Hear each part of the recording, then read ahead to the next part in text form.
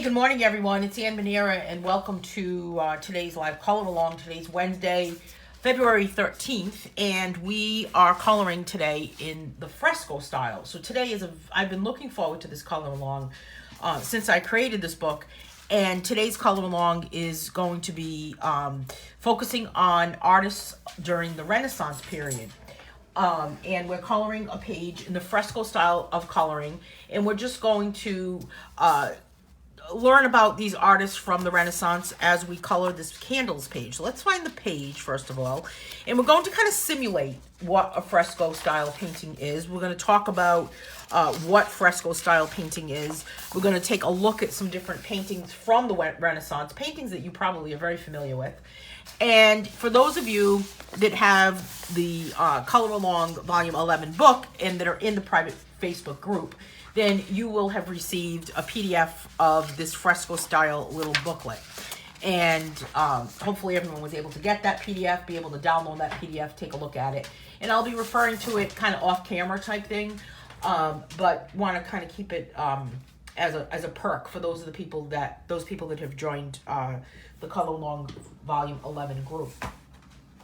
So this morning we are using oil pastels. I have my pack of Crepe oil pastels. I'm also using some Crayola Twistables, and I'm using Faber-Castell colored pencils, which I might get up and get Schwer Farben. I'm not sure what's happening. Right now I'm just trying to get everything started. So you can use any brand of colored pencils, any brand of oil pastels. If you don't have oil pastels and you have crayons, you can use crayons instead. And we'll be talking about how to achieve that look. So before we get started, let's say good morning to everyone, because that's the most important part, right? So let's see what Scarlett has stolen from underneath my desk. Scarlett, what do you have? Please tell me that's a bone. Oh. It is. I thought she was stealing something. Okay, Scarlett, it's okay. I thought Scarlett took something important, like a pen. Okay, so let's say good morning to everyone first. Let's see. Hey, Chris Costelli, how are you, my friend? Good morning, Carol Blaze. Who else has joined us this morning? Abby's here with us this morning. Good morning, Abby. Chris Field, good morning. Hey, Patty Burke is with us this morning. Hey, Patty Burke. Say hello to everyone. Patty Burke is a coloring book artist and also manages the Coloring Co-op group. So good to see you, Patty Burke. Who else? Hey, Holly. Hey, Jan. How's it going? Jan Brown Cook is here with us this morning. Who else is here? Bonnie Miller. My mouse is not cooperating with me this morning. The mouse on my computer. Cheryl Waters, good morning. Good morning, Bonnie Miller. Good morning, Bonnie Hughes. Hey, Sarah, what's happening? Sarah says she's not feeling that great today. Sorry to hear that, Sarah. I hope you feel better. Hey, Jennifer Baker. Who else is here? Julie Rhodes is joining us this morning. Good morning, Mamie. I think that's it, right? Hey, if I've missed you and I didn't say good morning to you, good morning to everyone. Jeannie Davison, good morning. How are you? Hey, good morning, Diana. Diana, I was going to message you, but I'm going to be lazy, and I'm just going to tell you right now. Can you hear me, Diana? Because I want to just tell you something. Let's make sure she can hear me. I'm being lazy that I don't have to type. Is that terrible? Diana ordered, the order that you placed with me that needs to be printed from my local printer, I am delayed in getting it. So give me until the end of the week to get that shipped out to you because the snow has put us back. I don't know. It snowed here yesterday. Everything's ice right now. So I wasn't able to get to the printer yesterday like I wanted to. Paisley is saying good morning to everyone, apparently. Hey, Ava Fails, how are you, my friend? Bob Folk, how are you? Beth Turner's joined us. So let's give it a few more minutes for everyone to get here while I get Paisley something to calm her down. What's going on, Paisley? Hello, Paisley. Paisley.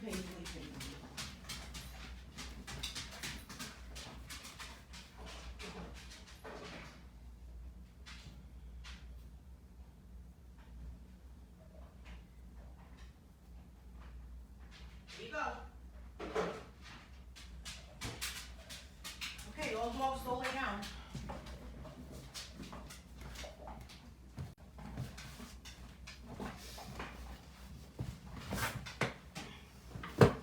Diane, did you catch that about that order? Sorry about that. I'm going to probably message you later. Forget I even said this to you, right? Okay. Yeah, it's been crazy. I need to get it printed at my local printer, and she was closed because of the storm. I guess she doesn't live close enough. So if you'd like to share this video, please feel free. And we're going to get started. So first of all, let's talk about Fresco Style. So kind of a weird name. Hey, good morning, Mary Hannah. Let's talk about Fresco Style. Fresco Style, kind of a crazy title for a color along, right? You're like, what the heck is Fresco Style? So we're going to talk about Fresco Style painting. And let's pop a painting on the screen. Very popular painting that I'm sure that everybody knows, right? The Last Supper. And by Leonardo da Vinci. Leonardo da Vinci. Where's my head? So this painting is The Last Supper by Leonardo da Vinci. Probably one of the most famous paintings around, right? So fresco style painting, it's the simplest definition, is that it involves wet plaster as the background layer to the painting. So this is something that happened mostly during the Renaissance period, the Italian Renaissance, that is. And if you take a look at this painting, you can see a lot of texture that's involved as the figures that are sitting at this table, and you can see a lot of peeling, almost like a peeling look. I mean, sure, most of it is because of age, but the other part is that as you take a look at the walls in the background of this painting, over to the side, those kind of like brownish looking walls, or sections of the walls, you can see in this painting that there's a lot of different colors that are coming through. Hopefully you can see that on your screen. And it kind of has a little bit of a texture of bumpiness to it. And that is really the plaster. So what happened was they would fill the wall with plaster first. And these were primarily done in buildings, inside a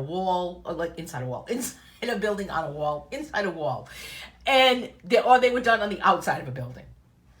And the wet plaster would actually contribute to the final result. So that plaster remained wet, and they contributed to it. So there were 3 different types of fresco techniques. One of them was buon, B-U-O-N, painted directly onto the wet plaster. The other one was secco, and they painted that directly onto dry plaster. But still, even the dry plaster, hey, Melody needs to refresh. Tell Melody to refresh, you guys.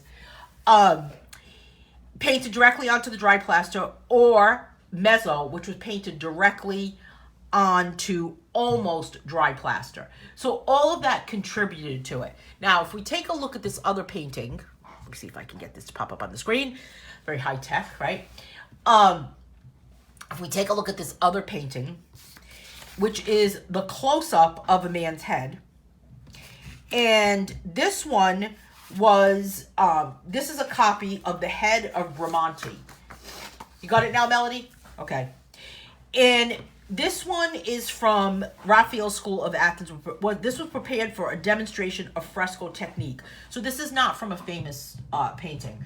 But if you take a look at the close-up of this man's bald head, there it is. Can you guys see that?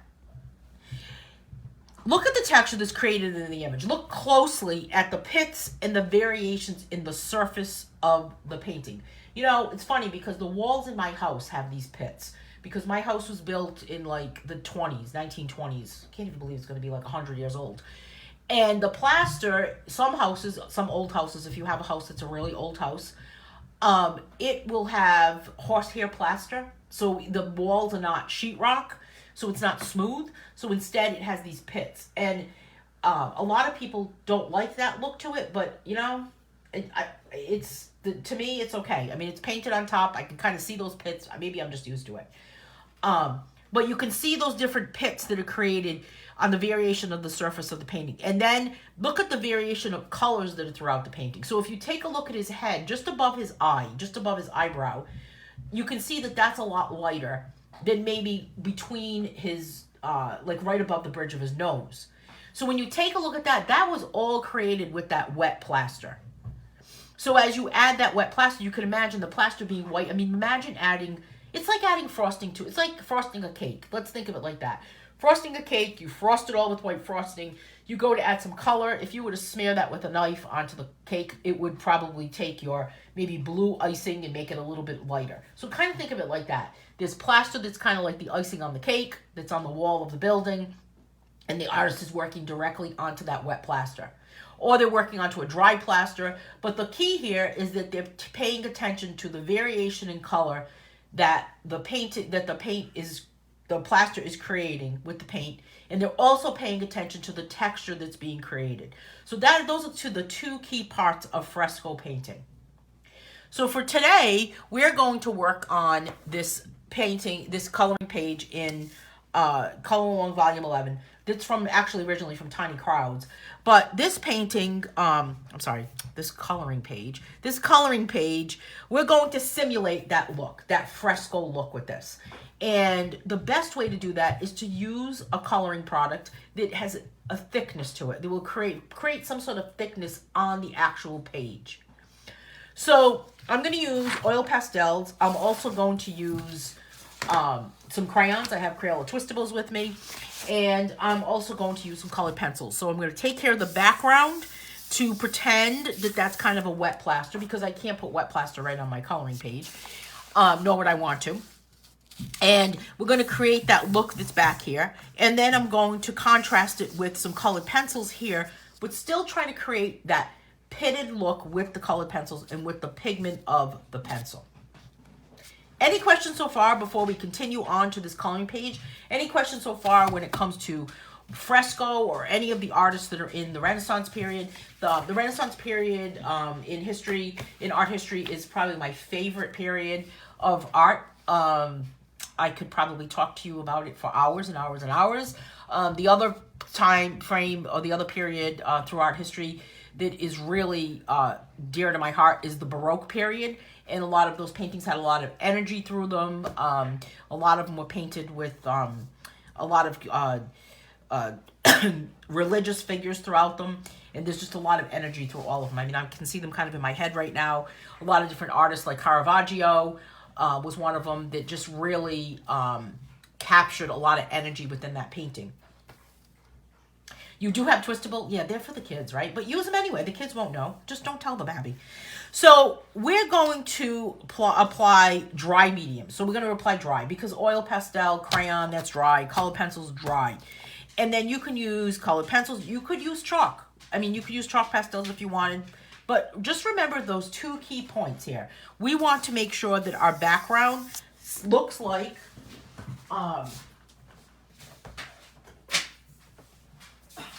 Let me get this piece of paper.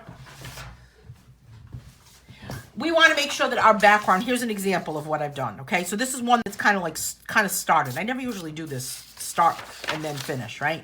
But we want to make sure that that background has that simulated texture to it. And we want to make sure, I'm laughing at Lynn's comment. I'm going to address that comment. Or we want to make sure that we have the variation in color throughout that color. So we're going to take a look at this. So Lynn's comment is funny. Lynn, we can never go to a museum together. They are the two areas I avoid in museums. I head directly to Impressionism. I love Impressionism too. I don't really think there's much that I don't like. I don't really think there's much, but I just really like the energy in that whole Baroque style painting, especially Caravaggio. He's one of my favorites. I mean, some of them are kind of, I don't know. Some of them, have you ever seen that, Lynn? Have you ever seen that, or anybody else have ever seen? There's it was a video on Facebook. I wish I could find it now, and it was these people that were real people, and they would set a scene like on stage of different paintings. Have you ever seen that? I gotta find that because that's really cool, actually. So many different things on that you can watch for videos, right? You never even have to watch TV anymore. Holly's saying, have you seen how much a box of crayons is? Why have they gone up, Holly? So I'm using my Sakura COPPA oil pastels. This is a 25 pack. I always say it's a 24 pack. And don't be fooled by the price of these oil pastels, right, Paisley? Paisley says she loves them. Paisley, what happened? Oh, Pete. Come here.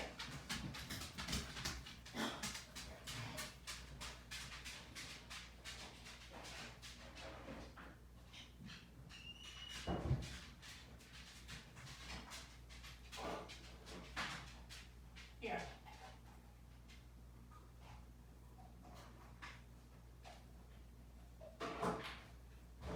Or take this one instead. Go ahead, get that toy.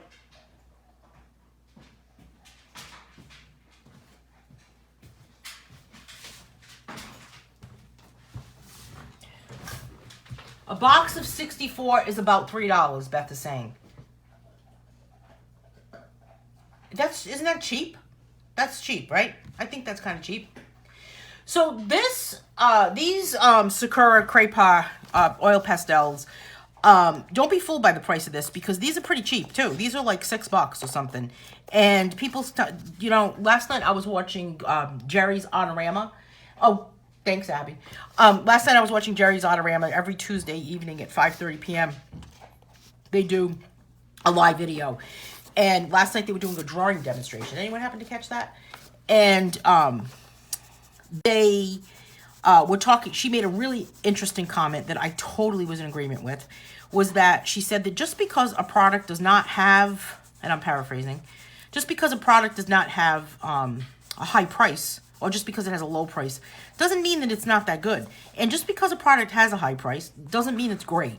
So price is not something that, I don't go by price. Just because something is expensive doesn't mean it's great. I think that can be said for a lot of things, don't you think? Clothing, everything. So I'm using this orange color, which, does it have a name? I don't think these have names on them. This one's kind of ripped off, so. No, they don't have names of colors. And they're considered student grade. They said junior artists, but that doesn't mean that you have to be a student. It doesn't have to be, you have to be a kid to use them. And really, the primary reason why it says that is because it's non-toxic, and it's probably not made with some really expensive stuff. So student grade, you want to buy something for a kid that's affordable. Some people don't want their kids to get it and to start using the really expensive stuff, but it depends on the kid, I guess. If you're going to be one of those kids that's going to break crayons, then, boy, that bugs me when kids do that. Break, break, break. See, Melody's agreeing with me. Heather's agreeing with me. Yeah, I guess so, right? 64. A box of 64, less than $1. 64. That's the big pack. I can't believe that used to be less than $1. So this is this orange color here. And notice I'm applying it kind of thick. Hey, you guys can share this video if you want to. You can apply this sort of kind of thick because we want that thickness. And I see all that texture that's being created back there. We want to see that. So now I'm going to take this color here, which is kind of like a peach color, and go on top of it where those areas, those light areas are. This also works as kind of a colorless blender, but keeping in mind that we want to achieve those two results of the texture created with the pits, the kind of the pitted wall look, and we also want to be able to see that variation in color. And I think that by adding this color here and not totally blending it completely and changing the color, I'm achieving that look to it. So it's nice and thick. So now the next section of this wall, I think I'm going to do the same type of thing. I'm still going to add this darker orange to this one. Kind of do a variation in my shades of my favorite color, you know, orange. And I'm adding this, this is more of a reddish orange, I guess. And I'm not really pushing the oil pastel into the paper that very much. I want to be able to see that grit between it, that white between it. Hey, see you later, Holly. But the other thing is that we talked about paper tooth the other day. And we talked about how the smoothness of the paper means it has less tooth. It's not going to grab onto it. And when you're using chalk pastels, that's so true. That's what happens. And when you're using oil pastels, the same thing happens. Same thing with graphite, with colored pencil. So, you know, the tooth of the paper really does kind of make a difference. So there's that area there. And then I'm going to take this color, which is kind of like an ochre color. Do I really want this color? I guess so. Yeah, there we go. And I'm going to kind of put this where that white is, because I don't want to change the whole color that's back here. But I do want to create a variation, and I want to actually remain keeping this pitted.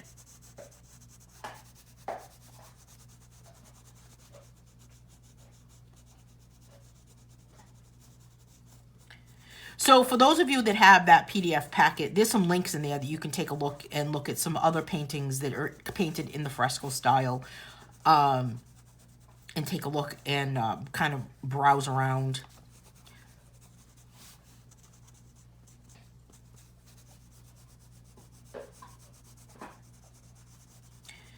So remember that, I mean, really just those key points, the pits, the variation of color. So texture and variation of color are our two key, those are the two things that we want to walk away from this today, that about fresco painting. All right, so now the next one, let's jump in with this color here, like we have here, but we'll still do kind of a little bit of a variation in color from that one.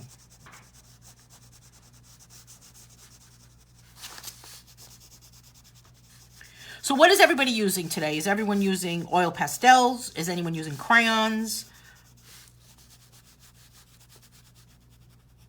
The other product that I have is another Sakura oil pastel, which is called Expressions, and it's a bigger pack. I didn't pull that out today.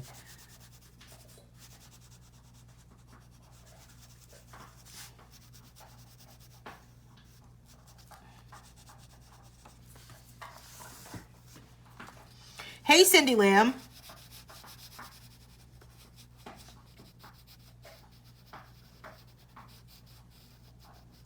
So we've got that color on this side here.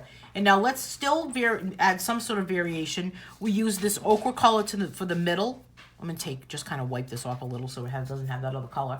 Generic oil pastels from a children's art set. Hey, you know what? Those are actually really good.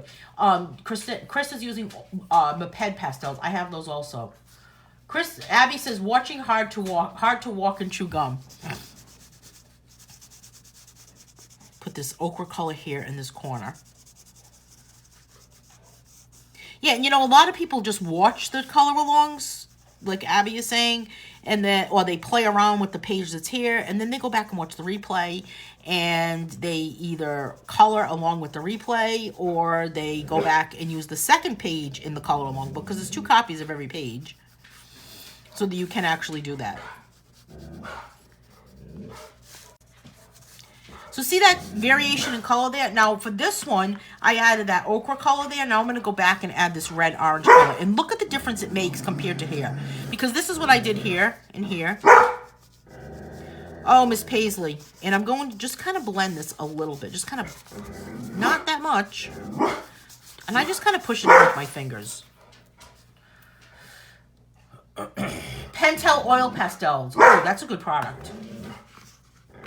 Alice is using Pentel.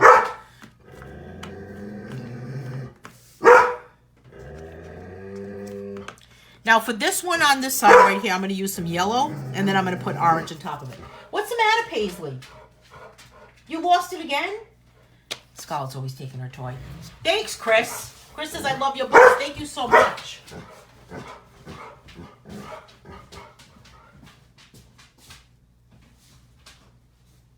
Yeah, switch with her. There you go.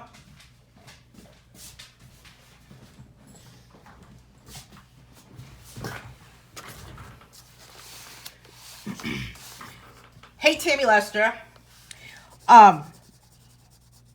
So, I mean, this color along book is different than the rest, right? Because this is the first time that we are learning about different artists throughout history. Not every single color along is doing that, but throughout the book, we're learning about different artists through history, different art techniques, and applying them to a coloring page, because everything kind of comes from what happened long ago, right? What happened throughout history. I don't know why there's green there, but a little speck of green got stuck on my yellow. It's like my peanut butter got mixed with my chocolate.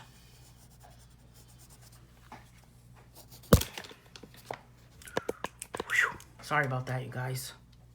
I am on the hunt for a new camera holder, by the way. Something that can stand up without a wobble. It's my mission. I'm just going to turn this page a little bit so I can get a better grip on adding this orange color. And so far I have not blended with a blending tool.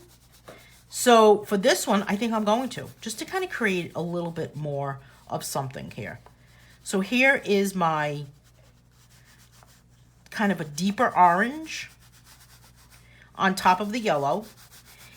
And look at the texture that that's creating right there. So maybe I won't, because I like that that contrasting texture, especially when you take a look at what's here and here and here.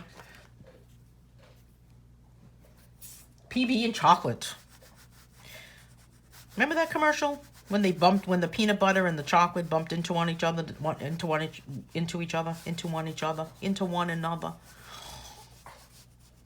I don't know. Okay, now I'm going to add this orange here. And then what I think I'll do is we'll add this color here, this red or orange, to go over here. Hey, Beth. Have fun. And we talked about when we did the Mondrian color along, how we place color on a page to create movement or create a rhythm across our page and across the whole composition. So by adding this orangey red right here, adding this color, which I added to here, will kind of make our eye jump across.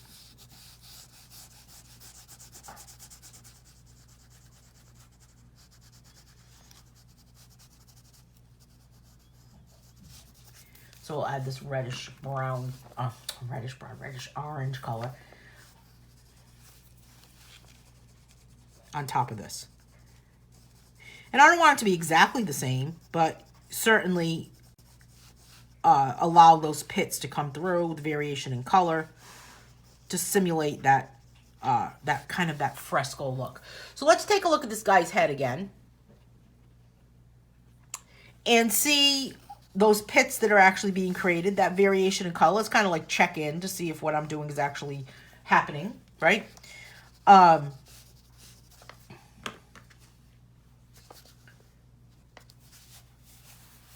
when you take a look at this man's head, this bald head, you can see that there is kind of a lightness above his eyebrow.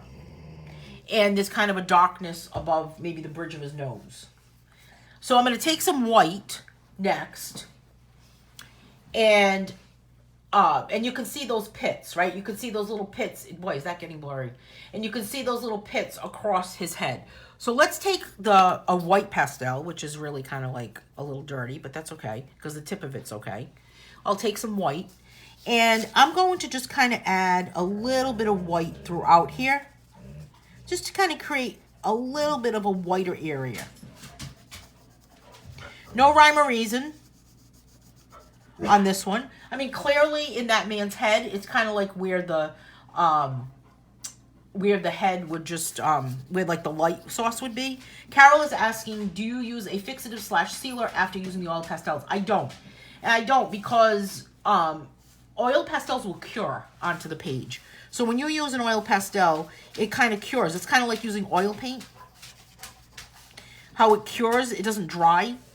Oil paint doesn't really dry it, it cures. And by that, I mean that it just kind of ages and it'll eventually be dry-like, but you don't need to add anything onto it.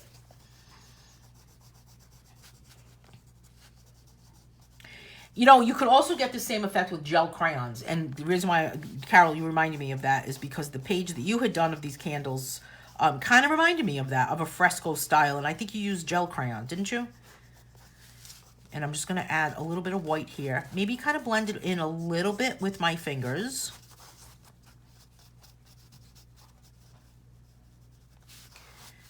I don't want it to look gray.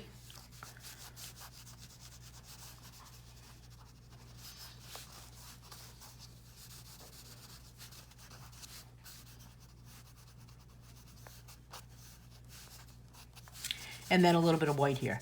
So what we're going to do next is take a look at the candles. And for the candles, I'm going to use Faber-Castell Polychromo colored pencils to achieve the same type of look. So if we take a look at, I just have my 12 pack, but we're going to kind of blend a little bit of some blues, because blue is a nice contrast with that, with the orange that's in the background. And this set has this dark blue. It also has this periwinkle color, and it also has white. And these three colors will create a good variation of color, of variations of blues. Carol's saying I use gel crayons. I don't remember. Should start adding to that when I save it. So what I use besides the date. I think you did. I think you did add gel crayons. Oh, maybe you used something else too. Now that I remember, because I remember that page popping out in my mind. So the first thing we're going to do is color this candle right here with a light pressure, because I want that that pittiness. I want that section to kind of the pit of the pencil. So it's creating that texture just by adding a light enough pressure that it's looking a little grainy. And that's what I want to achieve, because fresco style painting is all about that pittiness, that texture that's being created, the variation of color. So now if I do a little bit of a heavier pressure on this at the bottom, because there's the bottom of the candle, and kind of blend up, then this section here is what I'm leaving a little whiter. And that's all I'm going to do to that candle. I'm not going to do anything else to that. I'm going to leave it as is. And of course our yellow flame here, I'm just going to do a dark yellow flame on these. And then maybe I'll add something else to enhance the flame.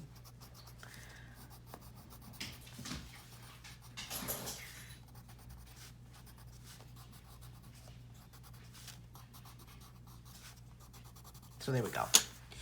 And then I will add this periwinkle color to this one. And for this one, I'll do the same thing that I did to that one. But for this one, I'm going to start with the heavy pressure at the bottom. And this is just basic kind of colored pencil blending and shading.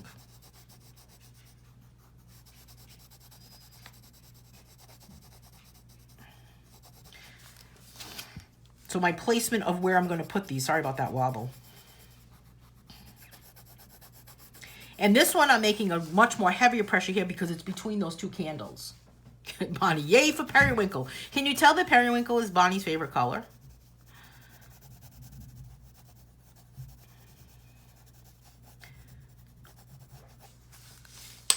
And now for this one, let's see what happens when we blend white with it. So I'm just going to do a very, very light pressure here.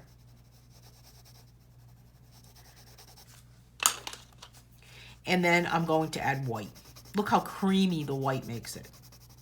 So pretty.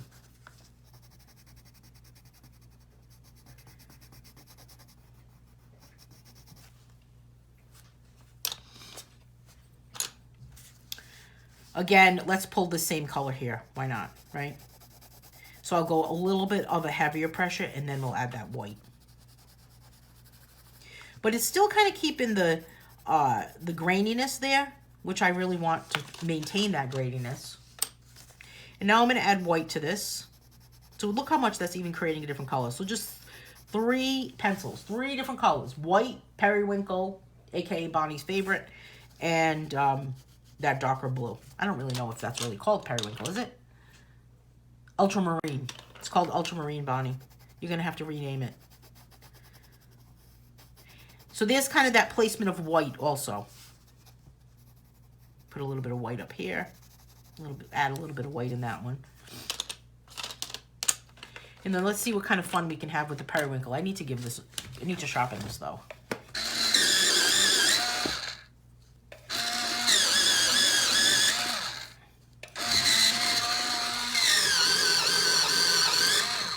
My goodness, what is happening? Whew. Thought I was losing my pencil in there for a minute. Okay, I'll do this one. And this one, let's do a heavy pressure here for the whole thing. Because it certainly changes the color. We want a nice contrast there. And then for this one here, I guess let's do a light, maybe kind of a heavier pressure like we did with that one. So our eye can kind of move across there. But then back here, let's do the same pressure and we'll add white to this one.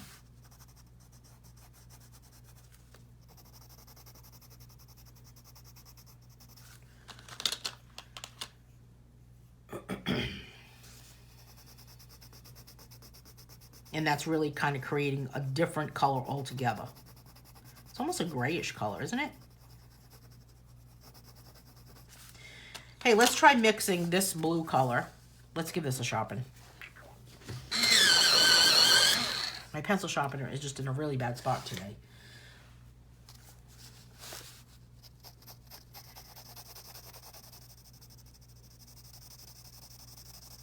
And look at the pits that's creating. So we want to, I don't know, we maybe leave that like that. And then as I get further up on the candle, I'll lighten up on my pressure. There we go. Little darker down here. And then let's give this guy a light pressure, and then a medium pressure, and then go back over it with white. Oh no, periwinkle fell on the floor. Paisley, go lay down, honey.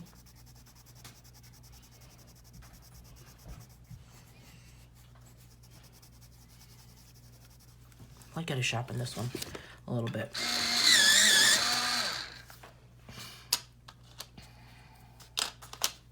So what colored pencils are you guys using today? This is my periwinkle color. And I think I'll start with a heavy pressure on the bottom. And as I pull up,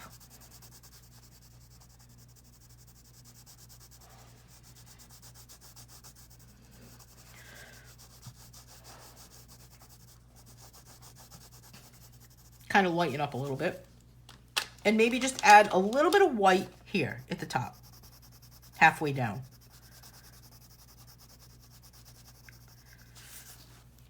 Okay, now what other color should I pull in here?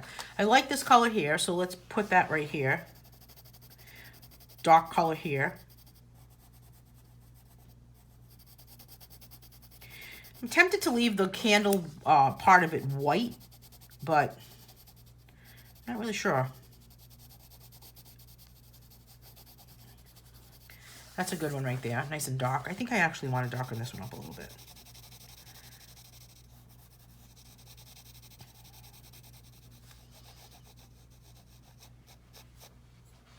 Your phone won't stop. Lynn's using Black Widow pencils. I love Black Widow pencils. Hey, Kimberly.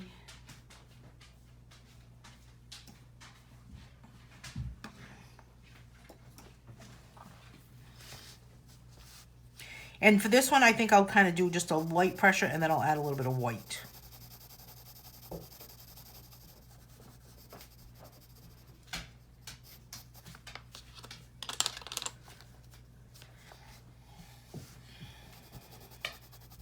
So just by adding this white color here is just kind of changing that blue color. And then I guess I'll go with some periwinkle on this side. Let's do a dark periwinkle on the bottom.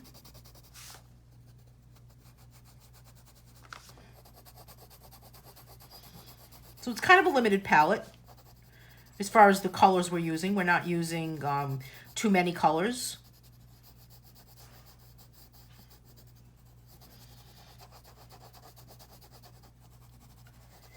And then I guess a good contrast to all of this would kind of be to bring in this color here and maybe go a little bit darker. A heavy pressure here, and then lighten up. Now I still have to do those drippings of wax, the wax drippings.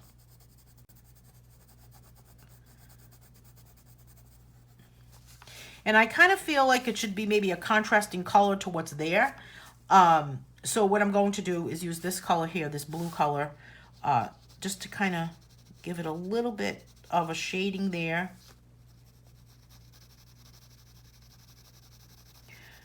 On this candle.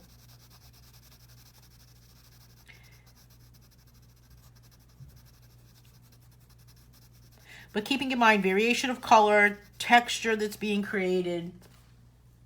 Hey, Karen.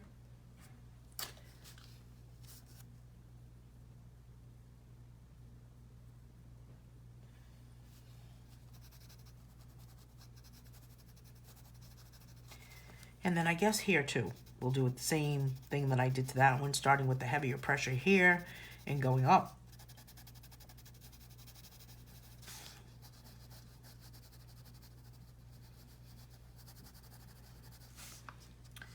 And then here too.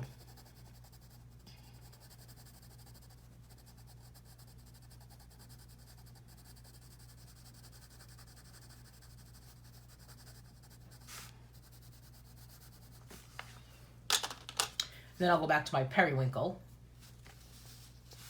And this one right here would be good for periwinkle. And maybe I'll add some white to that.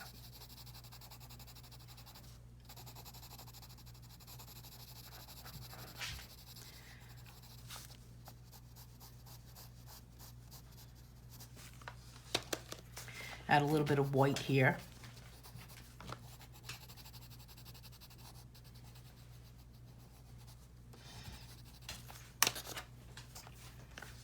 And periwinkle on this one.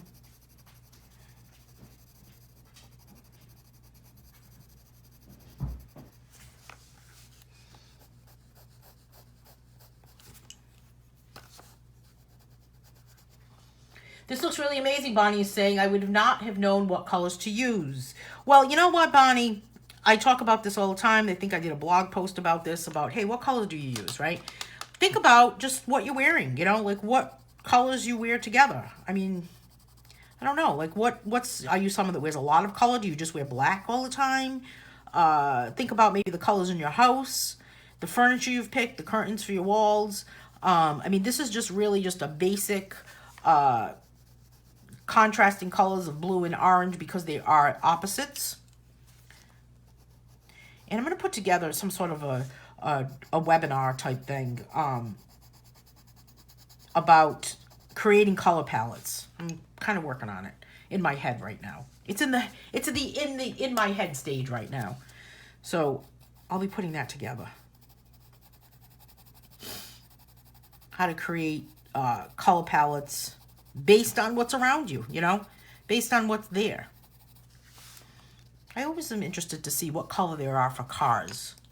The other day I saw a car that was a Mercedes that was this green color that really was like grass green. I've never ever seen that before. Karen saying a color wheel helps too. Jennifer saying, I'm starting to feel human. I've had my coffee. You always post coffee mugs, don't you? Do you post coffee mugs? Is that you that does that? I should have a color wheel, right? Maybe I don't really use a color wheel, Karen, at all. It's in my head, I guess. But I should get one of those color wheels that, you know, go around and around. And then I can use that while we're doing a color along. So for this one, I'm going to go a darker one too, just like this.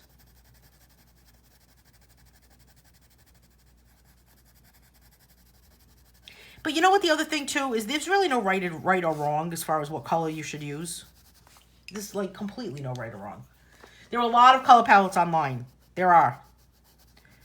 Kimberly is telling us that. You're right, Kimberly. But I'm talking about, maybe I should have one of those like wheels in front of me, you know? You know what I'm talking about, Kimberly? I don't really use them. Now for this one, I am definitely going to jump in with the white, because I just really want this to be completely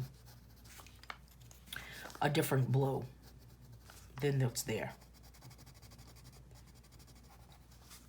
There we go. Just that totally different blue. All right, for this one, let's go with a darker one like we did to here.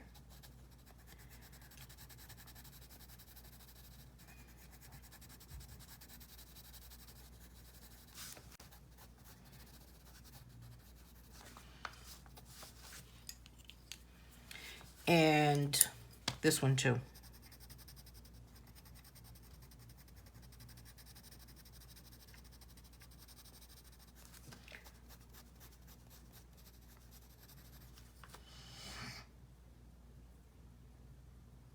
Yeah, Blick has them. Thank you, Jennifer. Blick has them.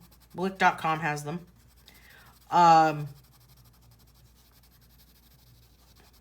They have tons of them on Amazon.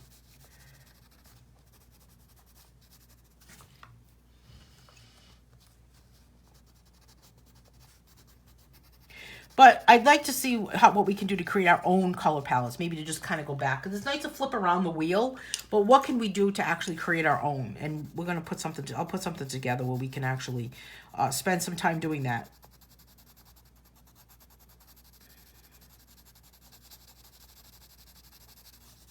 So here is this periwinkle color once again.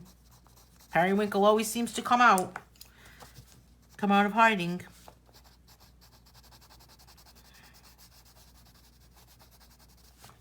And then for this last one, I'll use this darker blue. I really like this one. This one is called, Phthalo Blue. Oh, Phthalo Blue.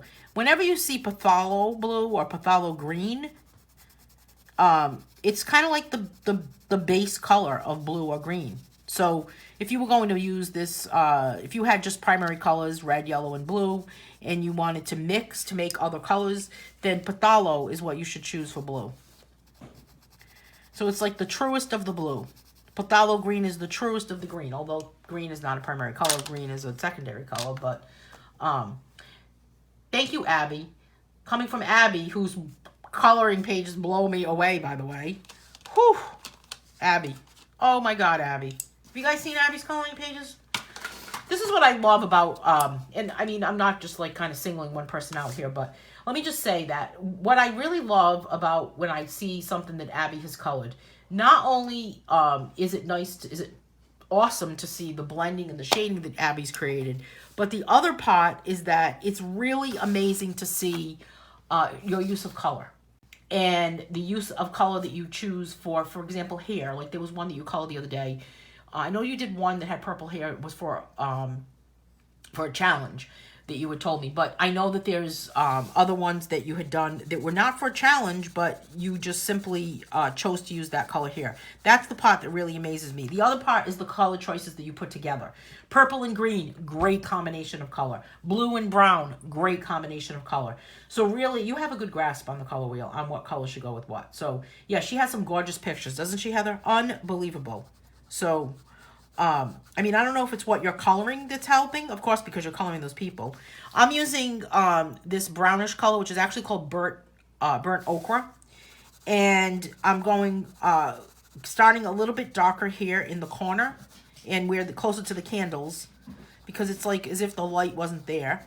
And then I'm easing up. Scarlett's going to bark at something. I don't know what she's doing.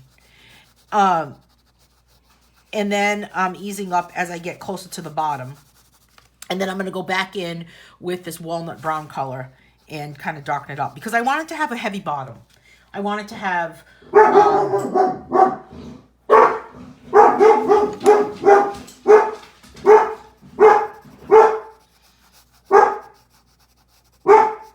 I cannot imagine what is going on out there, except Leaf Blower Man is now Snow Blower Man. That's all I know.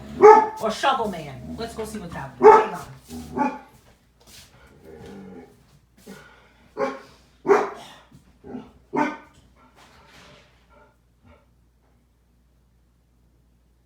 Oh. That was Mailman. Alright, we don't need to talk. It's okay, stay here. We can't go out there right now because there's too much snow and ice. No, it's okay. It was just the mailman. I'm surprised I had mail delivered. I'm using we have snow. We got about maybe, I don't know, 4 or 5 inches of snow yesterday. And then it started to, I shoveled, and then it started to turn to ice. And then now it's just like slush. So I'm hiring Mother Nature to let everything melt. And she's doing a really good job right now, actually. Mother Nature is melting all my snow, so I have no desire to go out there and move snow around, that's for sure. All right, so this is this burnt ochre. I always like this color, no matter what set I'm using, because we want it to have a heavy bottom. We want the bottom, you want your eye to go to the bottom, because it's kind of like wearing black pants with white, a white shirt, you know, dark bottoms.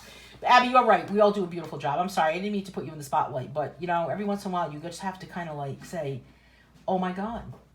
And Melody. Yeah, Melody. Unbelievable. You know who else does a really good job on grayscale is Carol Blaze. Have you guys seen the Winter Beauty pages that Carol has been pumping out? Unbelievable. I love looking at everyone's pictures too. It inspires me too, Heather. Karen saying, my dogs bark at their own shadows. Yeah, my dogs don't do that, thank God. But they don't like anyone coming into my yard. So, it's okay. It's good that they're good watchdogs and they're making a lot of noise because they'll let me know what's happening. A couple of weeks ago, a car across the street from me had their tires stolen right off their car in the middle of the night. Someone went into the driveway and actually took the tires off the car. But you know what I say about that? They were after the rims on the car. And some of these people have the most expensive rims. It's like they pay more for the rims on their car, on their tires, than they do for their, I don't know, for where they live. It's crazy.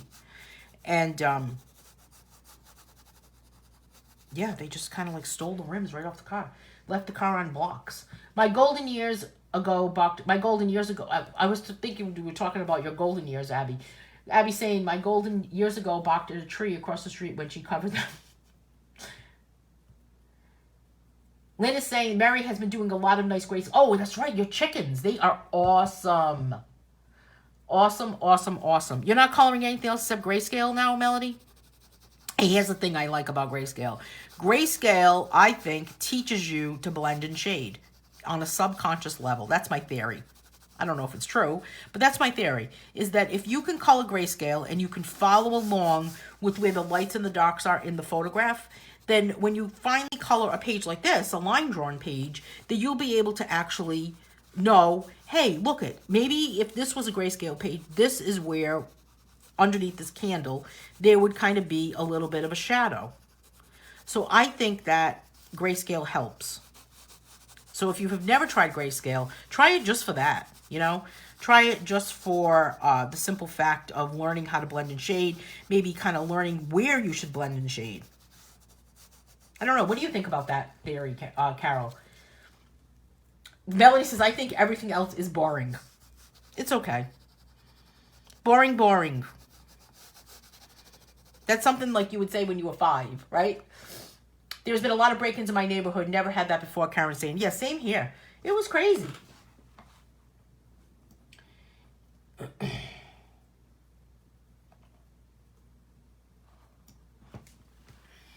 So I think, Abby, you're agreeing with me, right? Yeah, it definitely has helped. Even if you're just watching a color along with grayscale, I think it helps. It kind of helps your eye. So maybe I'll put a little bit of black in this bottom section. Thank you, Karen. Just going to add a little bit of black. Just to kind of make those candles stand out a little bit more.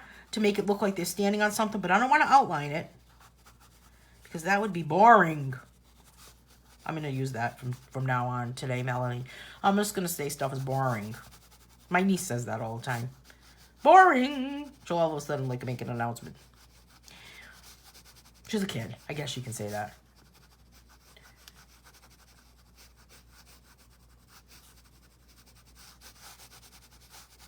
She doesn't think my coloring pages are boring, though. She colors for me a lot, you know. Sometimes I'll post pages, but I don't really like put her name. But a lot of pages I post from my own books that are already colored, especially on Instagram. She helps color them for me. So she's like my secret colorer. Since I got the book, been focusing on that. Mary saying, Lynn's beautiful work was my inspiration. Yeah, Lynn just finished Dangles. Did you guys see that? Unbelievable. What a fun book that was to draw. I've been working on... I'm in the research and development phase, I guess you could say, for the spring camp book. So I've been working on that. Been working on the logo for it. I've been working on trying to think about what should be in the actual pages, that type of thing. So I'm going to take a little bit of my friend orange and kind of give it just a little bit on the flame, because the flame is not really completely yellow, right? But just kind of like... just a little bit there in the bottom. And I want it to almost be kind of scratchy because, you know, when fire's burning, it looks a little like fluid movement. We want it to kind of look like that. The shadowing in the candle is, the shadowing is making your candles pop. Who was saying that? Karen. Thank you, Karen. Oh, look at that. I forgot that candle. That poor little thing. His flame is out. My goodness, the poor little guy. He must be feeling like he's just in the shadow of the rest of the candles. He's not shining.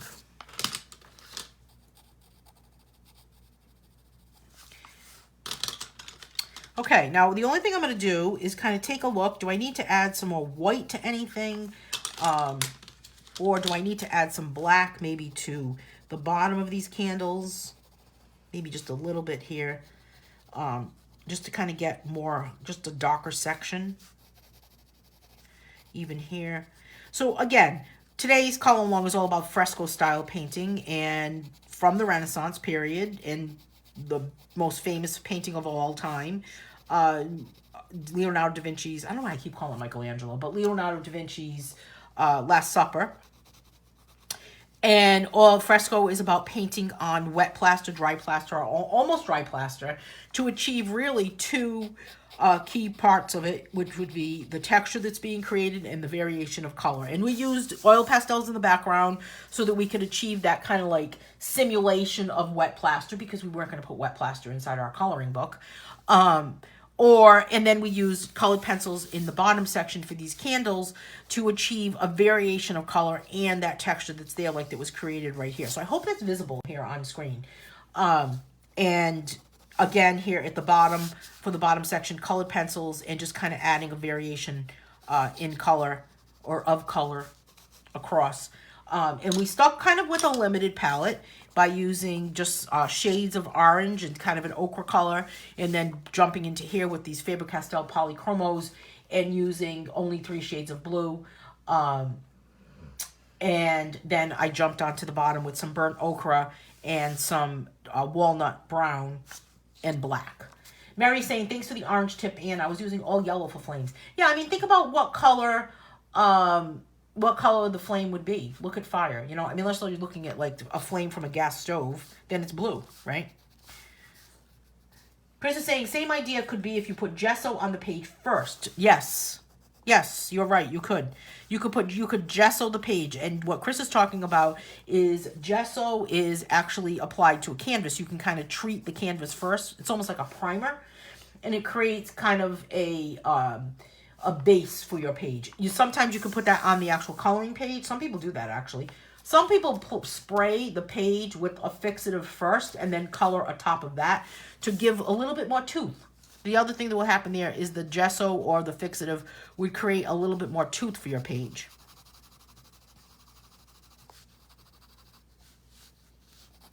Good catch, Chris.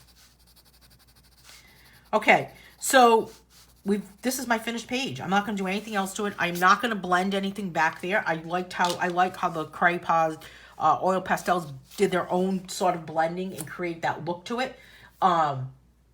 Yeah, sandpaper effect. Wouldn't it be cool to actually print something? I wonder if that would work. Maybe it would ruin the printer. I was going to say actually a very, very fine sandpaper print on that. But then again, you could use a different type of paper that has a different tooth to it. So this is our fresco style painting. So this is complete. Or fresco style coloring page based on the fresco style painting.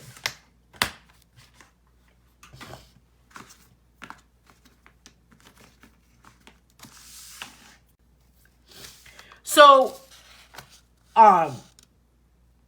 you could also apply some sort of other medium on top of this. So you could actually take, maybe if you used oil pastels, you could go back and actually add maybe Crayola Twistables back there and kind of mix the mediums together right on top of each other. We talk about mixed media pieces all the time, and usually that means you use different mediums throughout the entire piece. But what you could do is go back and actually apply them one on top of one another. I'm not doing that for this one. I'm just sticking with those oil pastels in the back. So that's what we've completed so far. So our next color, any questions about this fresco style painting and what we've done today and what the key points are? I think we've kind of, thank you, Heather. Print on watercolor paper. Oh, that's a really good idea, Abby. Has been a good learning page. Thanks, Anne. Julie is saying. Thanks so much, Julie. That's I'm so happy to hear that. So for our next color along, feel free to jump in if you have any questions. We have a color along coming up on, we've already done this one. We We have a color along coming up on next Monday, the 18th, and we're using gel crayons for this simple little angel page. And then on the 20th, we are coloring digitally. I have finally figured out how to share my screen. So I think I'm gonna use Photoshop that day and maybe another type of digital coloring to really kind of jump in. But I would love to use Photoshop that day because what I'd like to show that day also are some different paintings from different artists that paint digitally. And I think if I use a coloring app, I may not be able to do that. So that's what I'm focusing on. But I finally figured out how to share the actual screen on my computer. So that was a big accomplishment. And then we've got the stained glass effect coming up the following week, and then oil pastels coming up on the 27th, which are a different technique than we've already done. For the stained glass technique page, we'll be using crayons with a blending oil. Bonnie's saying, thank you, Anne. I always learn so much from you. Oh, thank you, Bonnie.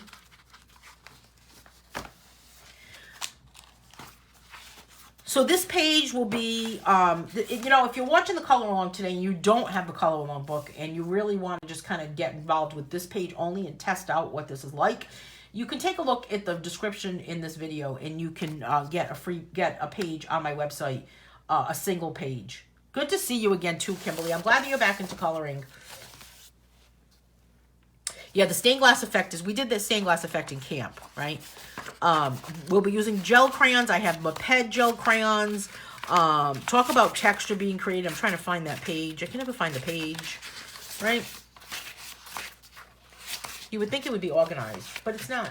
Hey, digital coloring. This is the page for digital coloring. People that have this book, this page is on the Color Along Volume 11 group that you can download as a JPEG, as a page, so your digital page.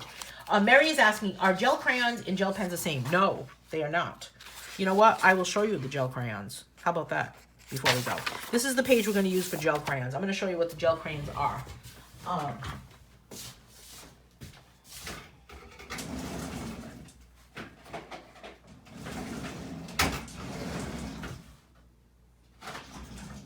If I can find them, that would be a good idea.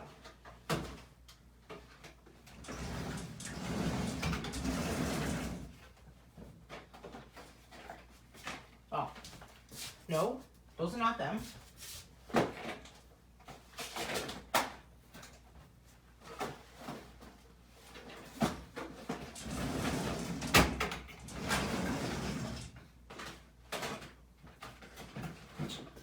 I found them. They were hiding. Hey, you know what, Chris? If you wouldn't mind, can you pop a link to the gel crayons that we were talking about? Gel crayons in the color along, in the group, or right, I don't know if you can do it right here. Can you? Can you put it in the group, in the Color Along 11 group? They're very inexpensive. So, Crayola makes them too. I think I saw them at Rite Aid or something. I have Moped. They kind of remind me of lipstick. I don't know how else to describe it. And here's a paper you can test them on. Here's a purple color, and they have a cap on them. Faber-Castell makes them too. Jennifer's saying, I can only imagine your supply cabinet. You heard the drawers opening. My art supply, I don't have all my art supplies out. I can't stand that. I don't keep everything out and about, like throughout the room. Because then I don't know, it's just too messy. But I have this 5-drawer file cabinet. And 2 drawers are full of art supplies. The other ones are full of other stuff that have to do with art. I mean, coloring supplies. Actually, all 5 drawers are full of art supplies now that I think of it. I don't have as much stuff as a lot of people think, believe it or not. I could just keep shopping and shopping. So it goes on kind of like lipstick. And I mean, look at this. It goes on your hand. That's how much it's like, and it comes out like lipstick. That's how creamy it is. And I mean, it'll kind of just like rub off. It'll wash off. But you can either color like really dark with it, or you can color light with it like a crayon. You can mix them. The other thing about gel crayons is you can kind of mix them together. So if I have a blue, I can mix it with yellow and it will make green. So or it'll make red if I mix it. I mean, make purple if I mix it with red and blue. So they're very inexpensive. I think there's I'm pretty sure Crayola makes them too. Chris is saying Anne's got self-control that I lack. No, you know what Anne's got, Chris? Not enough money. You have a lot of self-control, Chris, when you don't have enough money to buy every single thing you want, right? That's what it is. They're in my shopping cart, but other things take precedence, you know? Dog biscuits, that kind of stuff. The dogs get first preference, first pick over something. It's like, do I want art supplies or do I need biscuits? My dogs need to be, like, sponsored by some sort of company. I don't know. We need to get Milk-Bone to sponsor a collar along. Crazy, isn't it?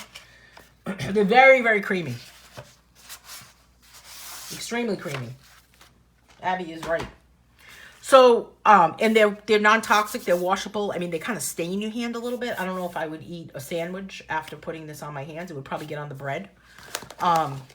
But if you ate it, nothing would happen to you. So this is my finished page. So I'm actually going to put another piece of paper on top of this as I keep it in my book. Only so that it just is protected. So like a protector page. But that's it. And that's about it for today's color along. I hope that this was informative. I hope it was enjoyable. I hope you're able to apply what you've learned today to your coloring page. We're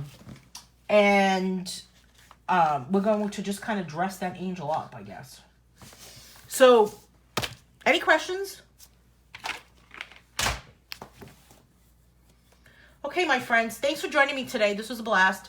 Cindy says, I've really enjoyed the extra supplement pages. I've added them to my book. Thanks, Anne. Hey, thanks so much, Cindy. You know, I don't want to add these to an actual physical book because there's a lot of copyright issues with adding, like, paintings like that.